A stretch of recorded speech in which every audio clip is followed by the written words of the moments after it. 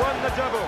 If you had said to me, do you want to be a double winning captain or go to the World Cup, you'd probably take double winning captain. So I'm more made up for the lack of Scottish caps of what I achieved at Liverpool. So I haven't got any regrets with that in the slightest. You had lots of great times, lots of success on the field. You also lived through two enormous disasters, of course, famously. Heysel in '85. I'm afraid the news is very bad from Brussels. Hooliganism has struck again, and I'm afraid the scenes are as bad as anything we've seen for a long, long time. An evening in late May 1985. 39 people were about to die in the old Heysel Stadium in Brussels.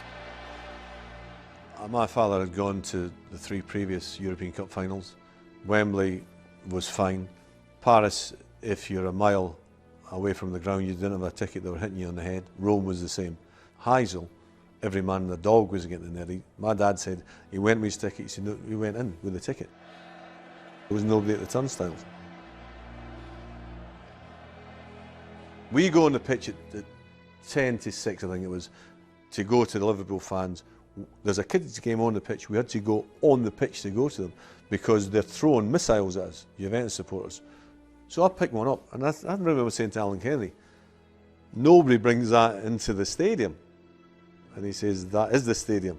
It was crumbling about them. We're in the dressing room, we're ready to go out. They come and say, well, there's a major problem. And the game has been put back. And it was the pressure of movement down towards the running track which resulted in the wall giving way and people being pinned underneath it. Do you think it should have been played? Well, the reason they played the game was they thought there'd be more trouble if they didn't play the game. I go on the pitch and I don't know how many were dead at the time. You're only focused on one thing, that's the game. I mean, it's like... Still, despite even that. I mean, you're only focused on one thing, it's the game. You're focused on the game, you're playing the game, and then you come into the dressing room afterwards, and it is horrific. Horrific, and it's like so sad. But we come home the next day, and then when you're home, you're sort of removed from it. The Liverpool squad arrived home after the most disastrous European tie in history to more media attention than had they won the cup for keeps in front of peaceful crowds.